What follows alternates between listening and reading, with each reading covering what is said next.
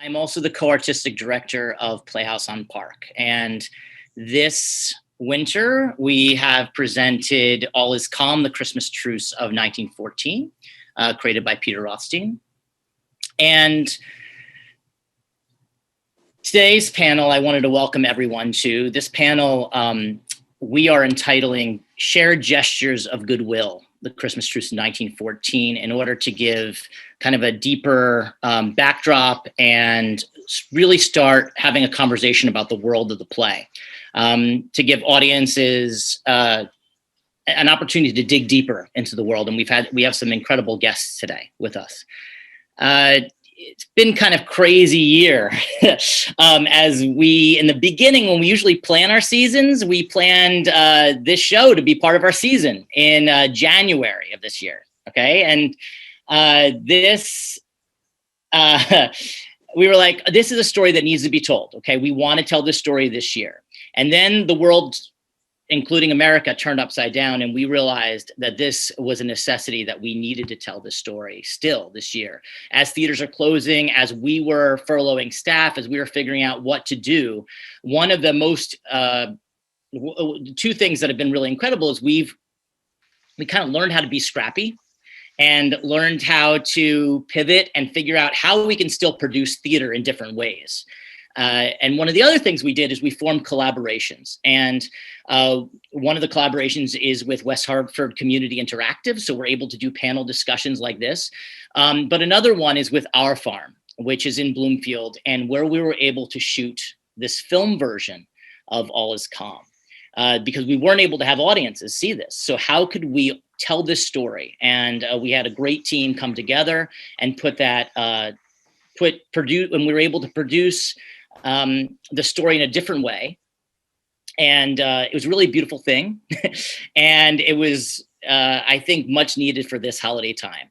So thank you all for watching it. And part of our theater's mission is also to engage the community in conversations and to really form connections with artists, writers, scholars, community members, so we can discuss these plays in a deeper level. So today we are incredibly honored to have just an amazing group of people on this panel. I'd like to introduce you to Peter Rothstein. He is the creator of All Is Calm, The Christmas Truce in 1914, and the artistic director of Theater La Tida in Minneapolis. Hello, Peter. Thank you very much for joining us. Hey there. Thanks for having me. Oh, absolutely.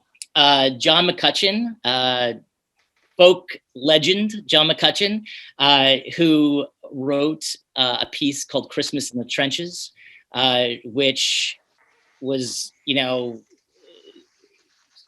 so beautiful and such a great piece. I was reading, so many people were saying it's their favorite Christmas song. I was reading a lot about that, and I'm honored to have John McCutcheon here. Christine Pitsley is Connecticut World War I aficionado, who works at the State Library and really has a tremendous efforts in the commemoration of World War I. Hello, Christine. How are you? Good to see you. Thanks for being here. And Samuel Kassow, who is a theater Trinity professor and historian and novelist and an author, and an expert in Eastern European history. So thank you all very much for coming. Chuck Coursey is going to be our moderator today. Those of you might remember Chuck from moderating that brilliant panel on Kennedy, our first production. And Chuck is a board emeritus at Playhouse on Park. He was also deputy mayor of West Hartford and on the West Hartford Town Council for many years. And it's always a pleasure for Chuck to be able to run these panels for us. So without further ado, I want to send it over to Mr. Chuck Coursey And thank you again, all, for being a part of this panel and for helping us enrich the experiences of audience members with bringing art, community, and conversation together. Thank you. Thank you, Sean, and thank you for that lovely introduction of all of our members. I am a little disappointed, though, you didn't include in my introduction my critically acclaimed role in Mrs. Bob Cratchit's Wild Christmas Binge in 2009. People were very critical. Anyways, I'm so glad to be joined by all the panelists here today. We've got some wonderful group. I want to start with Peter, our playwright. Peter, tell me, what was it that inspired you to write this play, and what kind of research did you do for it, and what were some of the interesting things that you found from your research? Well, I didn't know that John McCutcheon was going to be on this panel, but for 13 years, I've credited him with inspiring All Is Calm, actually. I first learned about the Christmas Truce through Christmas in the Trenches. And to be honest, I'm not sure I realized that it was based on a real event versus kind of a lovely notion of what might have happened or what could have happened. And then Stanley Weintraub published a book called Silent Night. I believe it came out in 05, 06. And I immediately purchased that book. And that was the most kind of comprehensive documentation of the truce published at that time. And I thought I really wanted to create a piece of music theater around this remarkable event that for me had been kind of denied its place in our history books. And, but for probably a number of years, I was really struggling with how I would tell the story, because the climax of this event is the lack of conflict, which doesn't make for great drama. So I knew it would need a non-traditional form. And, but to be honest, we invaded Iraq, and I remember turning to my mother while we were watching that happen in real time on the news and said, I'm going to move this project to the front burner. And I bought a plane ticket to Belgium and just began my research. And the research took me from Belgium, Brussels, to a remarkable archive center and museum called the In Flanders Field Museum in Ypres, or Ypres. I encourage anyone who loves history and World War I in particular. It's an incredible museum. And then I went into Dresden and Hamburg and Berlin, and then across the sea into England, as well as the military archives in France. So the research really, and a bit in Ireland. So Ireland, England, France, Germany, and Belgium. Is that where the letters? A lot of the play are based on some of the letters. Where did some of those come from? You know, from a wide range of sources. Yes, the play, for those who haven't had a chance to see it, is 100% found text. And so I created it, but I really didn't write it. It's the words of the men who were there. But it comes from letters, war journals, private journals, public journals, gravestone inscriptions, the Great World War I poets, and then of course all of the songs that they would have sung or that were certainly around in 1914.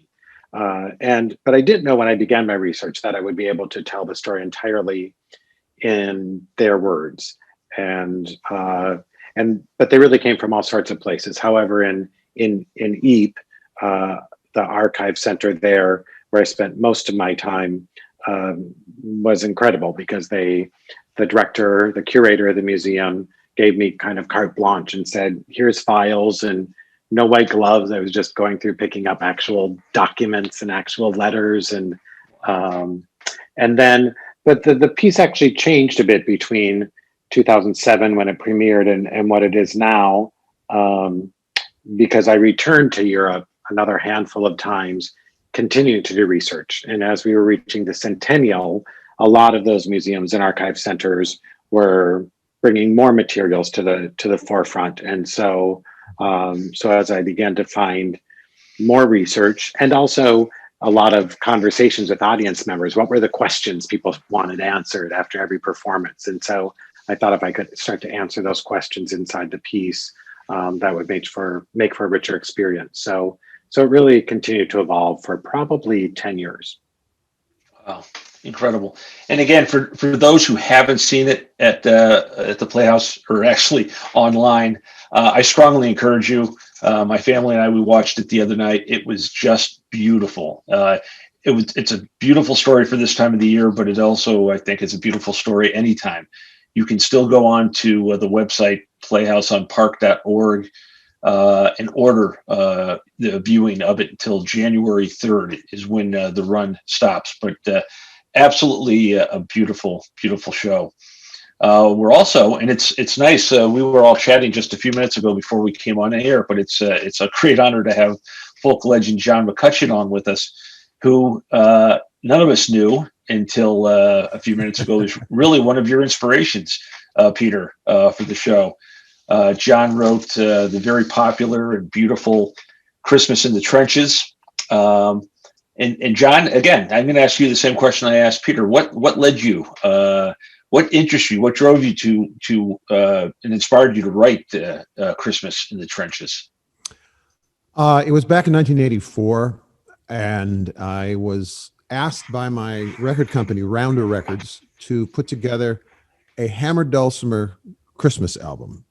One of the many things in my toolbox is a hammer dulcimer. And I'm sure that they expected I was going to do "Hark the Herald Angels Sing" on dulcimer, and I was not at all interested in doing that. And so I was about 2 weeks from going into the studio to do this wild, eclectic holiday hammer dulcimer album, and I was playing at the University of Alabama in Birmingham. And it was about 30 minutes before showtime. And all the light and sound checks were done, and people were starting to come in and fill up seats. And I was in a backstage dressing room when all of a sudden the door exploded open, and in literally swept this old black woman pushing a broom. And I could tell by the broom she pushed and the uniform that she wore that she was a janitor, a custodial engineer at this place. And she was as surprised to find me in this room as I was her. She said, "I'm so sorry. I'll come back when you're done. I didn't know anybody was going to be in here. It's just on my list of rooms to clean." And we started chatting and eventually got to telling stories. And it was mostly jokes, which is how storytelling sessions often start. And we were going on for 15 or 20 minutes, and she was wonderful. And eventually, you theater people will appreciate this. Someone stuck their head in the door, said 2 minutes. And I realized that I had been in this trance for the last half hour. And I said, I got to go to work now too. So it's your turn. Give me your best one. And then I amended. I said, no, tell me your favorite. And she told me the story of the Christmas Truce. And I think it was being in this trance-like receptive state where I just surrendered myself to her whenever she told a story. And I was 2 weeks out, and I knew there was something missing from this album. And I heard this story, and I'd heard of the story before, but it had been years. And I just immediately thought, that's what this recording needs, is this story in song form. And I ended up doing the shortest first set I've ever done, probably 20 minutes, because I was dying to get back to the dressing room and write this down, and wrote it during the intermission of the concert that night. And I sort of did it in reverse of Peter. I did absolutely no research. I just made up the guy's name, where he was from. The bones of the story were as the woman told me, and have done a lot of research since then. Again, thanks to Stanley Weintraub, his fabulous book, Silent Night, but most importantly from people who have come up to me and presented me with Xeroxes of their grandfather's diary, I met a woman stood up after I sang it out in California. A German woman said, my father told me that story every night to put me to bed, and I didn't believe it was true. And most poignantly, 4 elderly German veterans showed up at a festival in Denmark. I was playing in 1988, and followed me around the festival, and eventually I got to meet them, and they told me that they had been there and they'd heard the song on German state radio and made the trip from Berlin to the festival to meet the guy who told their story, which had been doubted their entire lives. In Germany, it's interesting. In Germany and France, they've spent a lot of time trying to deny this ever happened. Whereas in England, it is taught in history classes to elementary school kids. I guess it's a dangerous notion that you would surrender your idea of the other, which is kind of a prerequisite for telling people to kill one another when they don't know one another, which was certainly the case in World War I. So that's kind of the story of how it happened. That's fascinating, John. And I see you're surrounded by your trade there. Would you mind sharing some of your song with us? I think that folks would love to hear it. Sure. And I should say, Chuck, that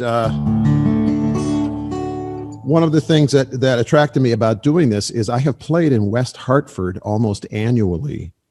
Really? For probably 30 years at the behest of the Sounding Board, one of the oldest continuously operating folk music coffee houses in America.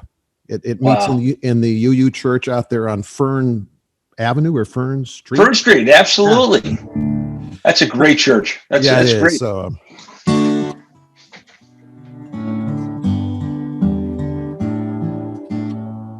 my name is Francis Tolliver. I come from Liverpool. 2 years ago, the war was waiting for me after school.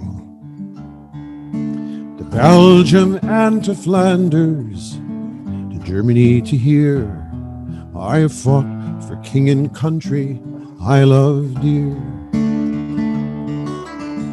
It's Christmas in the trenches where the frost so bitter hung. The frozen fields of France were still, no Christmas songs were sung. Our family's back in England were toasting us that day. They're brave and glorious lads so far away. Well, I was lying with my messmates on the cold and rocky ground when across the lines of battle came a most peculiar sound. Says, "Aye, now listen up, my boys," each soldier strained to hear, as one young German voice sang out so clear. "You're singing bloody well, you know," my partner says to me. Soon one by one each German voice joined in harmony. The cannons rested silent, the gas clouds rolled no more, as Christmas brought us respite from the war. Well, as soon as they were finished and a reverent pause was spent, God rest ye merry gentlemen, struck up some lads from Kent. The next they sang was Stille Nacht, 'tis silent night, says I, and in two tongues one song filled up that sky. There's someone coming towards us, the frontline sentry cried. All sights were fixed on one lone figure trudging from their side. His truce flag like a Christmas star shone on that plain so bright, as he bravely strode unarmed into the night. Soon one by one on either side walked into no man's land. With neither gun nor bayonet we met there hand to hand. We shared some secret brandy and we wished each other well, and in a flare-lit soccer game we gave 'em hell. traded chocolates, cigarettes, and photographs from home. These sons and fathers far away from families of their own. Young Sanders played his squeeze box. They had a violin, this curious and unlikely band of men. Soon daylight stole upon us, and France was France once more. With sad farewells we each began to settle back to war. But the question haunted every heart that beat that wondrous night: whose family have I fixed within my sights? It was Christmas in the trenches where the frost so bitter hung. The frozen fields of France were warmed as songs of peace were sung. For the walls they'd kept between us to exact the work of war had been crumbled, were gone forevermore. Oh, my name is Francis Tolliver, Liverpool I dwell. Each Christmas come since World War I, I've learned its lessons well. That the ones who call the shots won't be among the dead and lame, and on each end of the rifle we're the same.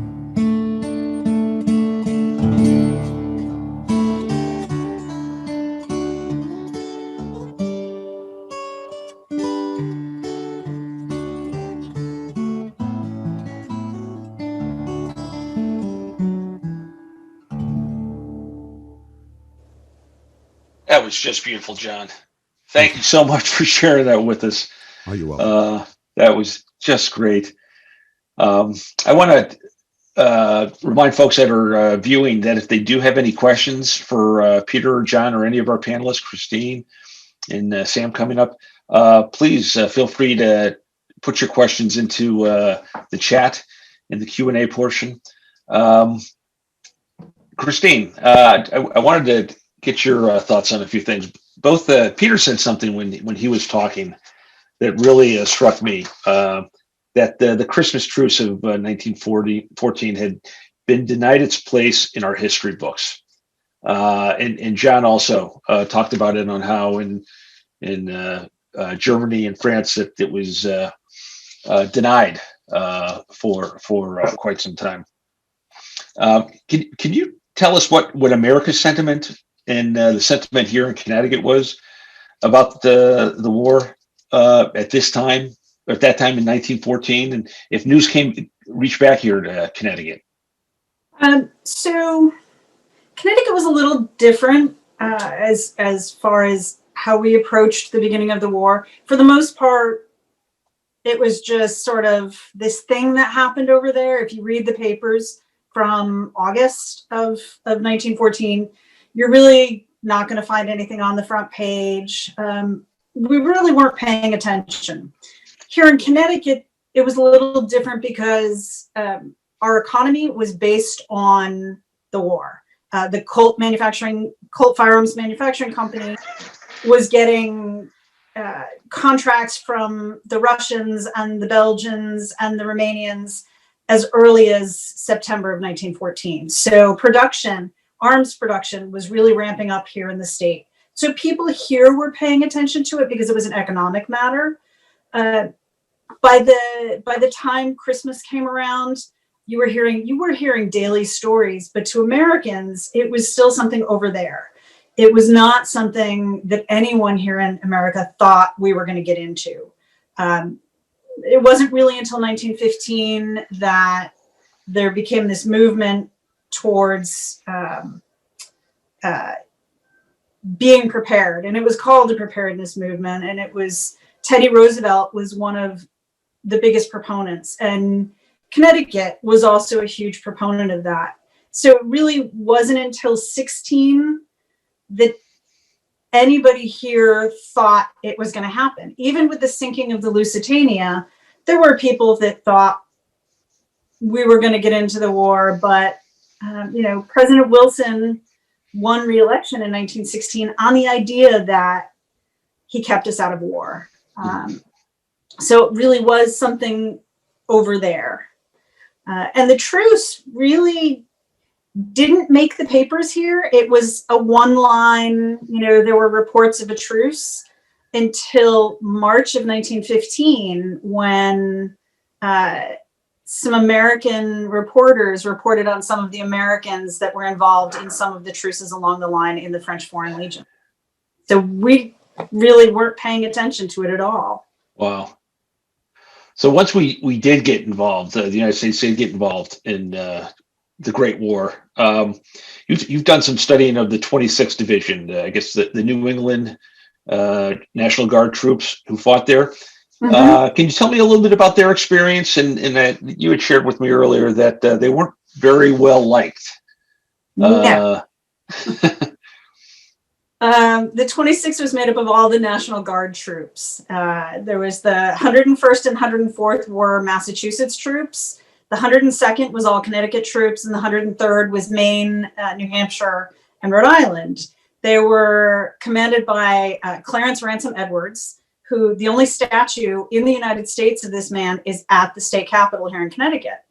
He was an upperclassman, when General Pershing, who was the supreme commander of the Allied force or the American forces, was an underclassman. So there was a lot of dislike between the two men, plus the fact that the regular army saw these National Guard troops as being civilian soldiers. So they had a lot going against them going into the war, but they were really well trained. They spent almost as much time on the front lines as some of the regular army troops. And they ended up being blackballed, and some of the officers were removed in November for fraternization with the Germans. They were thought of as being too soft on the Germans. The 102nd, a story is told in France by the French people that in a place called Seicheprey, which is where the first German offensive against American troops took place, which was against Connecticut troops, there was a water source, a small stream in the woods in between the Germans and the Americans. And that this was a place of truce between the troops. The troops, German and American, would go and get water or wash their clothes. And there was an understanding that no one would shoot at each other when this occurred. I've never heard that here, but it's something that the French people talk about and French historians have recorded. And I think I think our troops learned about they knew about the Christmas truce, and it was this act of humanity. And you're looking across no man's land, seeing someone who looks just like you, somebody who may have, worked in America, and I think they took it to heart, and they took that spirit of the Christmas truce with them and treated German soldiers as they would want to be treated. Wow, that's amazing.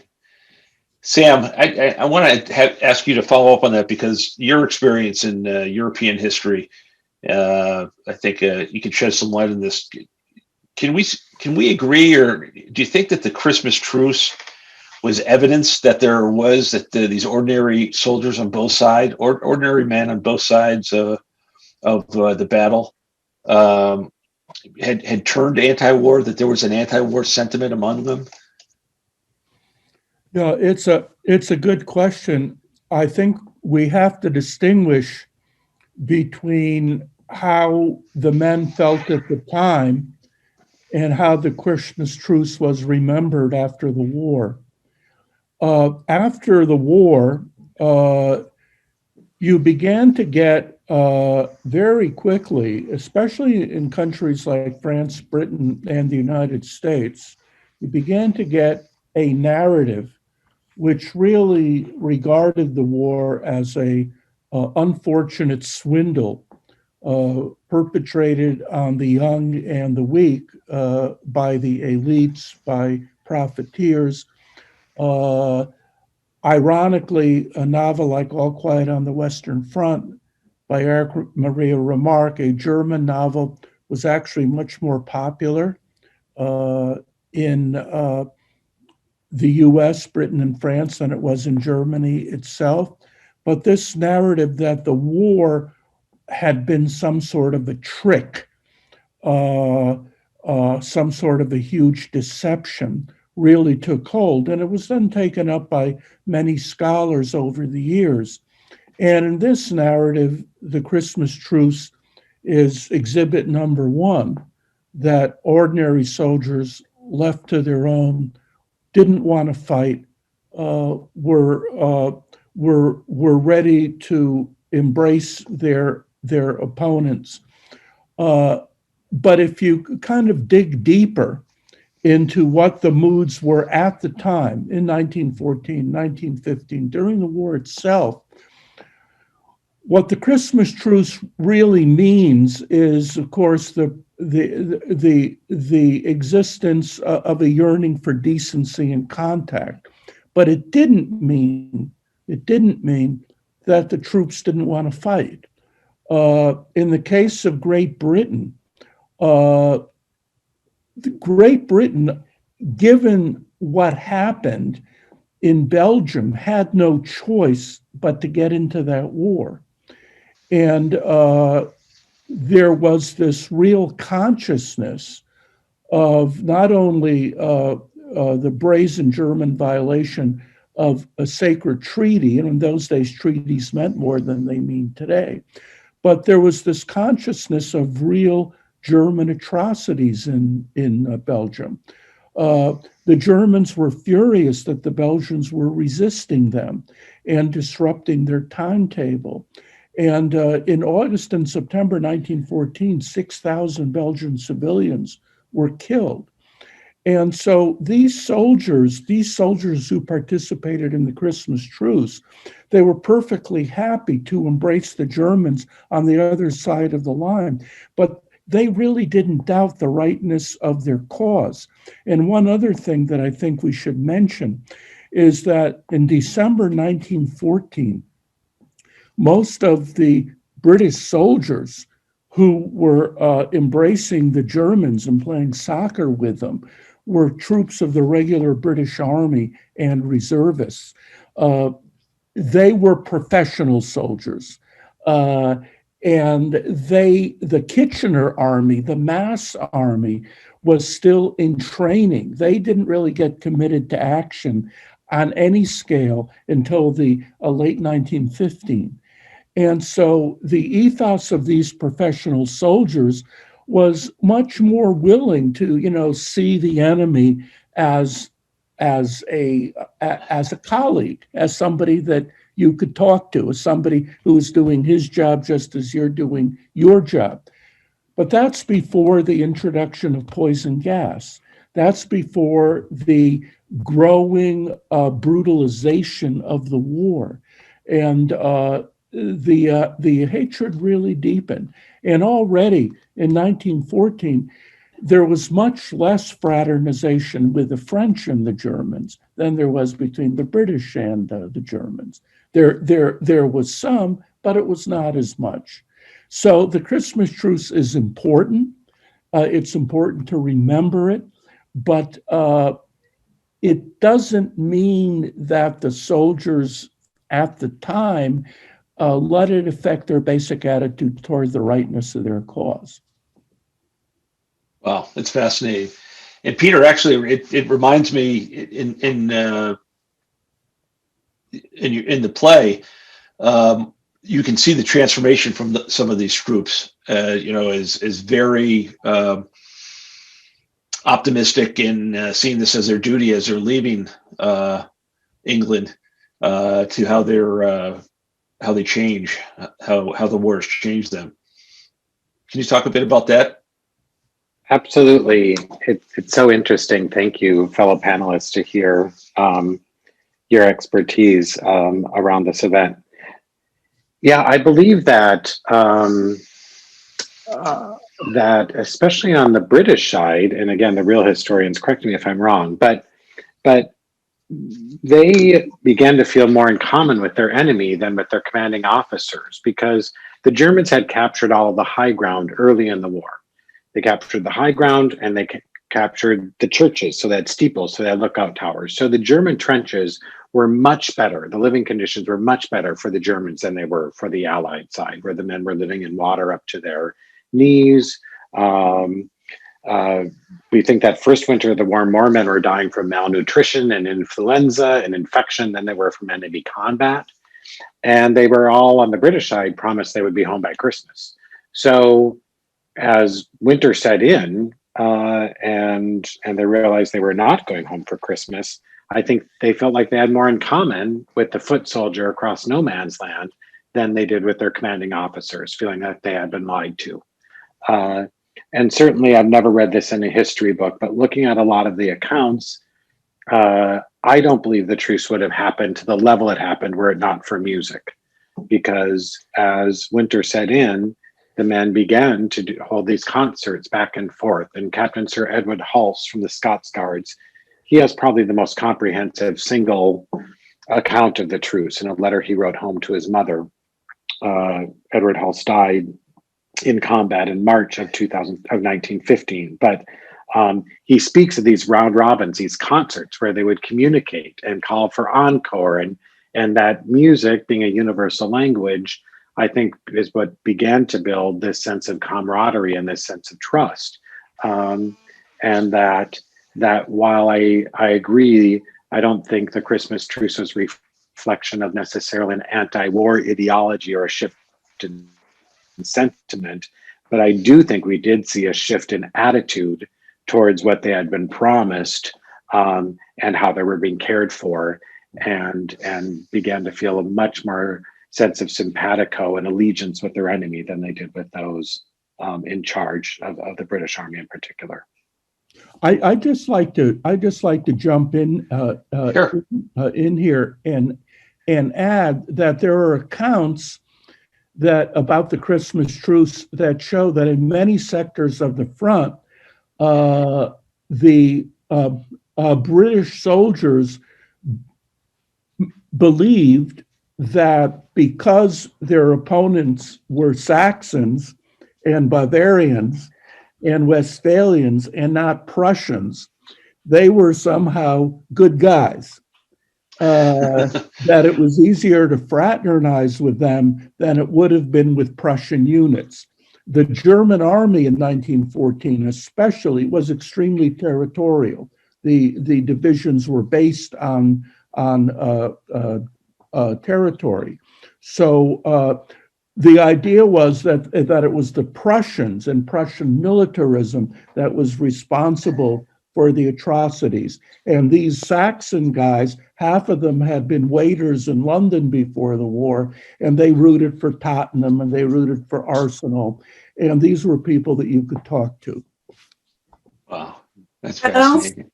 And I just, to add to that, that kind of sentiment carried all the way through to when the Americans came, and the Americans had no problem with the Saxons. They were like considered the best of the bunch, where the Prussians were the feared troops, the ones you weren't going to be nice to. Wow, that's incredible. John, I read in doing some research for today, I read that you participated in the National World War I Museum's centennial celebration. They had a concert. They did. Could you tell us a little bit about that? And, seeing that that was just a couple of years ago or last year. It was 2014. Oh, 2014. Okay. Which was the centennial. Yeah. It was interesting because it was actually a part of a very busy 2-week period for me, which had literally all across this country, different groups celebrating this, ending up at Cooper Union with Veterans for Peace doing a big concert in New York City. I had played at the National World War I Museum before, never sponsored by the museum itself, but it has a beautiful auditorium that a local concert promoter decided, oh, wouldn't this be cool to put John McCutcheon in the World War I Museum? And they just rented out the space. But at the for the centennial, I got there early, so I was really given the Cook's tour, and it's a remarkable place because they have trenches set up, and they have some extensive historical stuff that was there. One of the most obvious things, and Weintraub talks about this as well, was I think what the play does and what my song does is sort of perpetuate this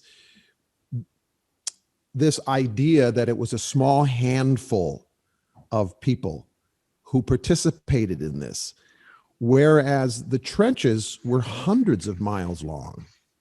And as the play references toward the end, almost no advances were made on either side for many years. It was a horrible place to be, but it was impossible to see a group of men over here all of a sudden out in no man's land, and obviously they're from opposite sides, and not see it and then participate in it by some estimates.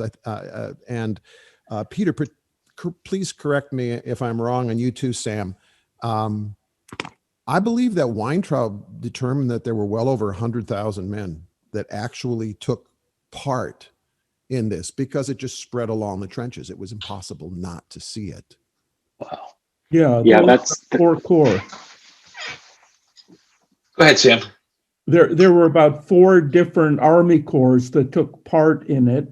There were 2 Army corps that didn't, for reasons that we can't figure out, because so much of this was spontaneous. It wasn't planned. But most of the British Expeditionary Force took part in it. Wow. Peter, do you have and something? They you want to also, add? I believe it's Weintraub as well, who thinks there was probably 6 or 7 different separate truces along the front. So it wasn't necessarily one large gathering, and some of them were just an agreed to ceasefire, where commanding officers met and negotiated a period of time where there would be a ceasefire, where other places along the front where we have the famous soccer game, or singing carols, exchanging gifts. Some of them lasted the evening of Christmas Eve, some lasted Christmas Day. We know from documents that at least one of the truces lasted until New Year's Day, because they switched rotation to get new men to the front line because the men were simply refusing to get the war back on track. So we know from one war document that they rotated a new regiment to the front line on New Year's Day in hopes of getting the machine back in motion. But I think it's important for people to realize that while Weintraub credits over 100,000 men, that it's not necessarily one party of 100,000 men. There were various levels of truce that were happening that year, and never happened again anywhere near that scale.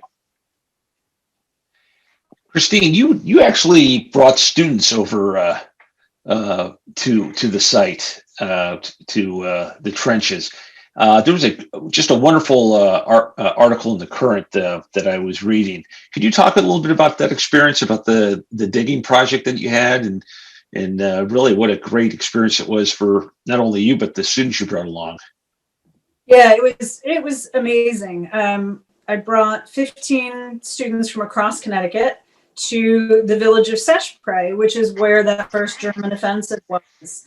And before we went, we had each of the students research a soldier from their town that had fought at Seicheprey, because it was really important for these kids. You can watch movies, you can read all about it, but until you put yourself in somebody's shoes, you're not going to understand the impact that this particular war had, or any war.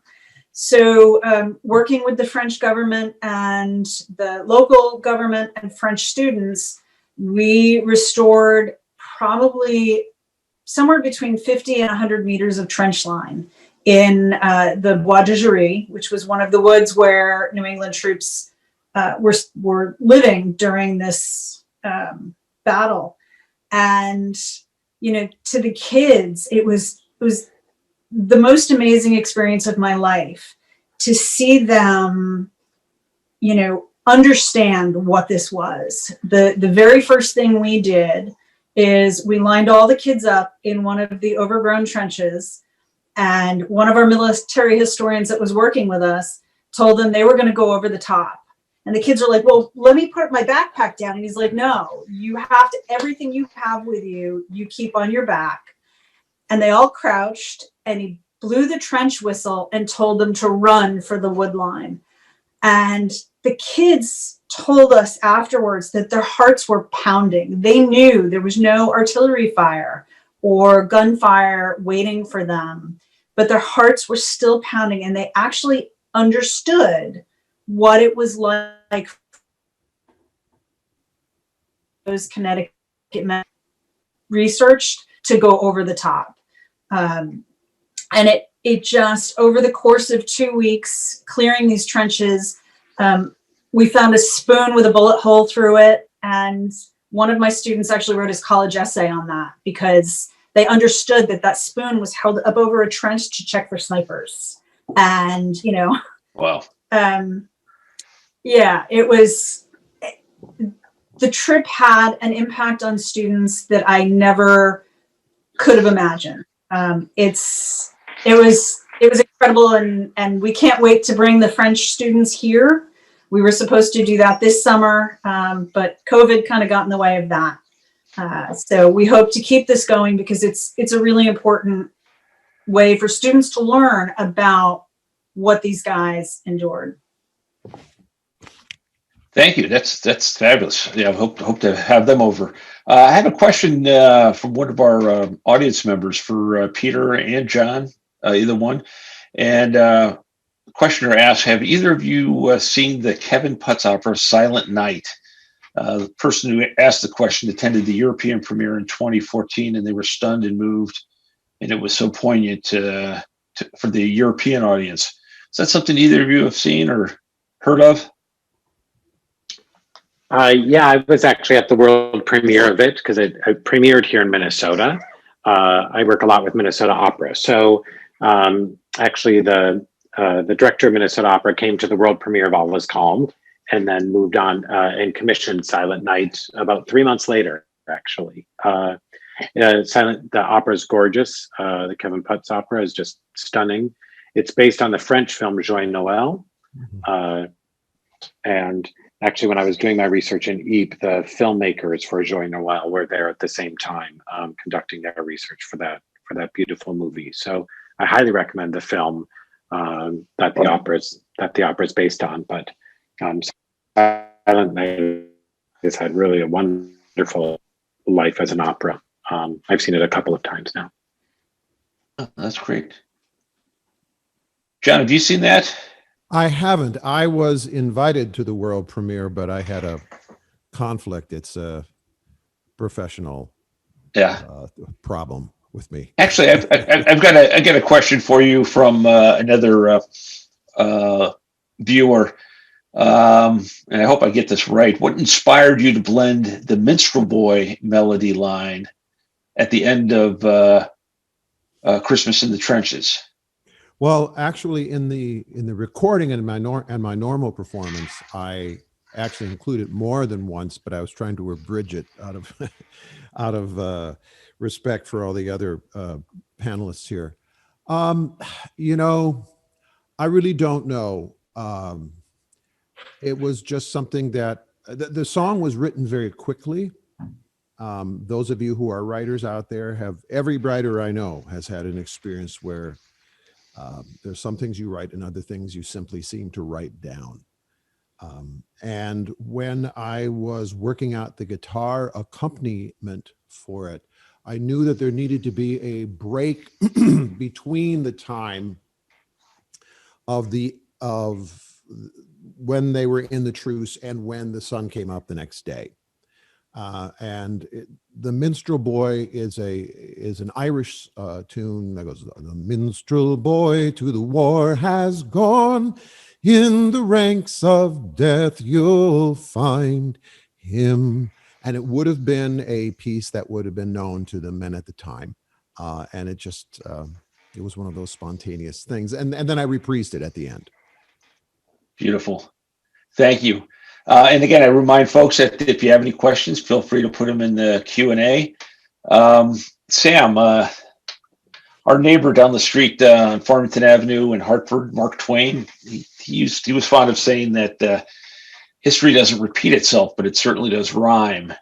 In World War I, we saw many of the seeds of World War II. Can you talk a little bit about, to what degree World War I explained the outbreak of World War II? Looking back, of course, it's very easy to see how, in many ways, World War I helped set off World War II. The whole issue of what the Germans felt to be a humiliating peace treaty, the signing of the war guilt clause. Germany was forced to sign an article saying that they bore sole responsibility for the war, which justified reparations, which allegedly crippled the German economy, which set the stage for Hitler. That's one level of explanation for World War II. A second level of explanation is that World War I caused the Russian Revolution, which in turn set up the monster of a worldwide communist conspiracy, which made it easier for many people to support the Mussolinis and the Hitlers and fascist movements around the world. And a third level of explanation is that by shaking and disrupting the pre-1914 world economy, World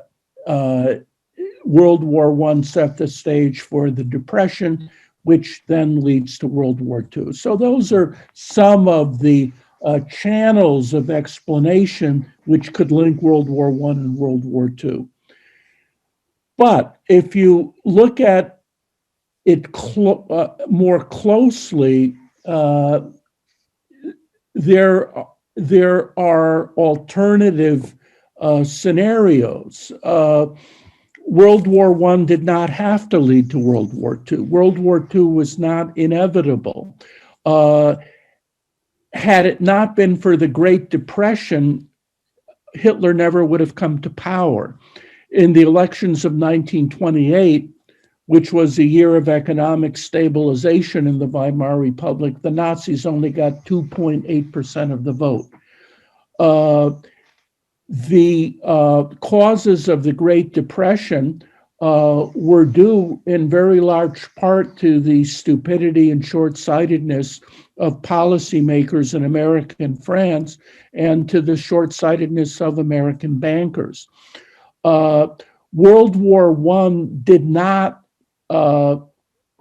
emasculate Germany to the extent that many people believe. In many ways, World War I left Germany relatively stronger in Europe because Germany no longer had to face a Russian Empire on her eastern borders. World War I did not wreck the German economy. The day of the Armistice, on November 11th, 1918, there were 2 million German troops on French and Belgian territory. How many enemy soldiers were on German territory? 0. The fact that Germany would ask for an armistice when there was not one enemy soldier on her territory set the stage for the so-called Dolchstoßlegende, the stab in the back legend, which was a very important factor in contributing to Hitler's subsequent popularity.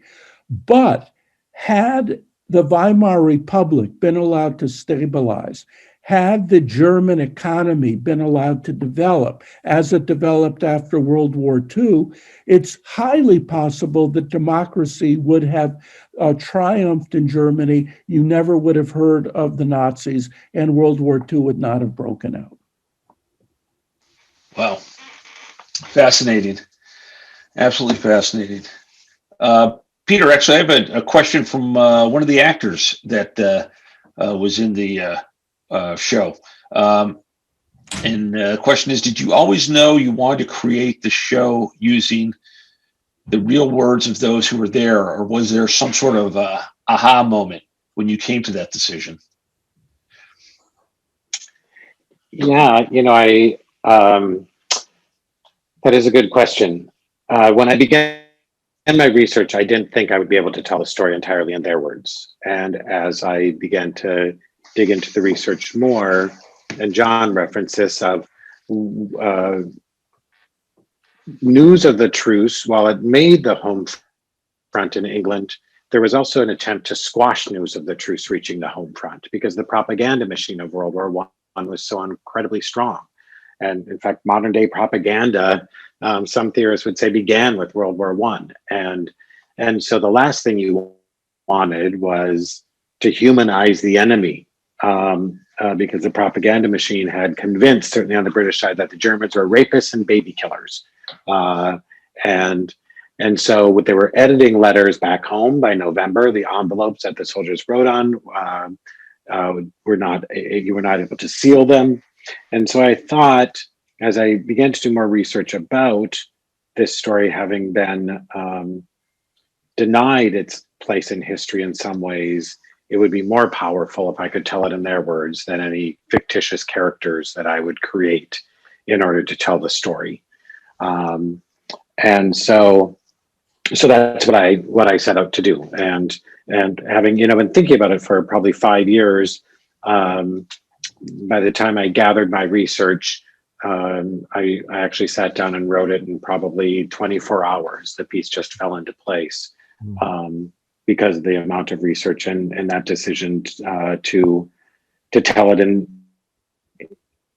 their words. And certainly not everyone who's cited inside the play was part of the Christmas Truce, right? Siegfried Sassoon, Francis Ledwidge, some of the poets were not necessarily part of the truce. However, they were all on the Western Front in 1914 and the moments leading up to the truce. And the same thing with music. We don't know exactly. We know some of the carols they would have sung. We know some of the popular songs. All of these songs existed by 1914 and were part of the canon of trench songs, but whether or not those songs were actually sung. The French opera singer, for example, I was able to get into the archives of Paris Opera to figure out his career and what he had performed with the opera, but we don't know if "O Holy Night," for example, was what the song he had sung as part of the truce. So certainly there is artistic choices that are being made in the compilation of all of that, but I believe it has much more power than a piece of fiction surrounding the event. Absolutely. It was very powerful. We're at the top of the hour, and I don't think we have any more questions. I'll ask each of the panelists if you have any closing thoughts that you wanted to share. And actually, Sam, I'll start with you. Yeah, when I think of the Christmas Truce and when I think of this beautiful play that I saw, I find it very inspiring because it's a reminder that even in the worst times, there's this yearning for evidence of decency and humanity. There's always this hope that the enemy is not the abstract monster that propaganda makes him out to be, but that the enemy is a fellow human being, just like yourself.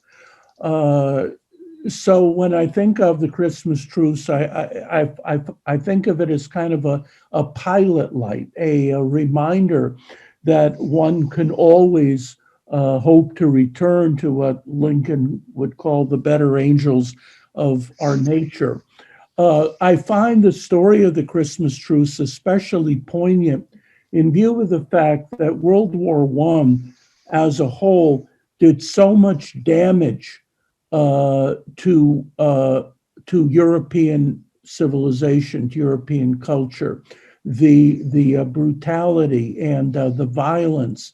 And what many people forget is that the killing didn't end in 1918. After the Armistice, you had a bloody civil war in Eastern Europe, which killed another 5 million people. You had typhus and influenza epidemics. So if you look at this record of brutality and violence and suffering and killing, followed, of course, by even more killing in World War II, the Christmas Truce is a reminder that it's always possible to strive for something better. Thanks, Sam. Christine? Yeah, I agree with Sam, and I want to thank Peter for writing this beautiful play and for the Playhouse on Park for producing it, because it really is something we need this year, that beautiful piece of humanity. And to me, who has been studying World War I and studying the voices of the men and women who served on the front lines, it was really moving. And I hope people continue to look at World War I. The commemoration is over. A lot of people are now forgetting about it, and it's kind of fading into obscurity again. And I hope, that this play can continue and people can continue to look and learn from this war, because it affected everything we're going through today, from how we deal with pandemics to issues in the Middle East to just how we deal with each other as human beings. So thank you all, and thank you for allowing me to be a part of this amazing panel discussion. Thank you, Christine. And John. When I first wrote this song and started singing it, I had assumed that I would only sing it during the holiday season and then pack it away with the wrapping paper and the ribbons, only to dig it up again 10 or 11 months later. But I was quickly educated by my audiences, which is something that all writers would do well to pay attention to, that this was a story that deserved, and in fact needed, to be told 365 days a year. And I think for me, the story is not only trying to shine a light on an historic event that most people don't know happened, but also in this time in which we live, where we have caricatures and propaganda about fellow Americans and who they are and what they think. I think this whole notion of the common humanity is something that has a lot to tell and teach us. And I hope that the people who are lucky enough to see this play will take that with them. Thanks, John. And finally, Peter. Yeah, first, kudos to the whole team who built this production. It was really beautifully done, and as a writer, it's just a joy to see how other artists interpret your work and bring it to life. And it was really moving to watch what the creative team and the cast and singers did with your production. When I direct the piece, I spent some time in the moment at the beginning of the truce trying to make the cast understand what courage that must have taken. If we think of that one British soldier, he's not just trusting that one person across no man's land isn't going to fire, but that hundreds, if not thousands of men, he's trusting that not one of them in that moment is going to choose to fire when chances are they've lost a father, a brother, a best friend to me. And the amount of courage that it would have taken, trust humanity is almost incomprehensible.